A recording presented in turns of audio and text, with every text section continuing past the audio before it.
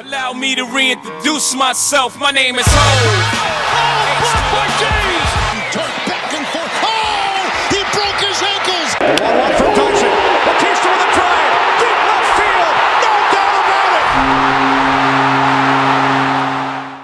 Mike Vrabel is going into his fourth year with the Tennessee Titans, and he's been widely successful as a coach. He's made some very good moves and has obviously got his team to buy into his philosophy. We're going to break him down. I'm your man, Brandon. Hey, it's Rob. What's up, Nashville? It's Mike. Let's get to it. Nashville made some big moves. They added Bud Dupree from my Pittsburgh Steelers. He's going to ball out there. They also got Janoris Jenkins to play some corner. Danico Archie would also be coming off the edge some. They got Josh Reynolds out of Los Angeles, who's going to be a good complementary receiver to Julio Jones and A.J. Brown. And as I mentioned, they got Julio Jones, one of the biggest moves of this offseason. He's going to be amazing next to A.J. Brown.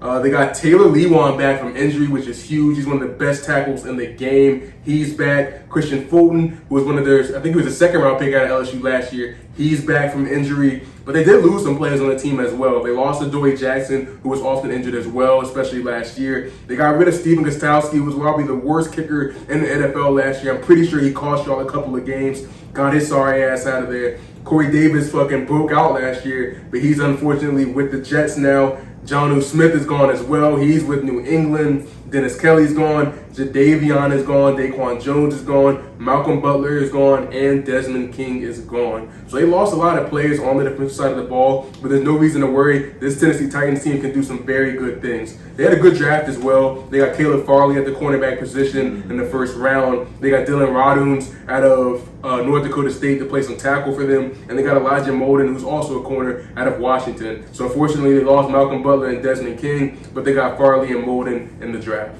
Yeah, when I look at Tennessee, I think this is the most disrespected team by Las Vegas going into this season. Their over-under is set at 9 wins, and this is a team that made it to the AFC Championship game 2 years ago, and then they added Julio motherfucking Jones to this receiving core to pair with Derrick Henry and A.J. Brown as weapons on that offense. Now, this is a team with legitimate Super Bowl aspirations, and the fact that Vegas doesn't even have them as a top 10 team entering the season is just crazy to me. Now, it's probably because of their defensive issues, specifically in the secondary, and as you mentioned with those departures and everything, but Christian Fulton should be healthier this year. Janoris Jenkins is going to be a huge help back there, and they should be, not to mention Kenny Vaccaro, I almost forgot to mention. He didn't get re-signed last year for obvious reasons because he played so poorly, and that's just simple addition by subtraction right there. Now, obviously, Ryan Tannehill isn't an all-pro level quarterback by any means, but he actually has the most game-winning drives of any player since taking over from Marcus Mariota in Tennessee and getting away from Adam Gase. He's been playing at a much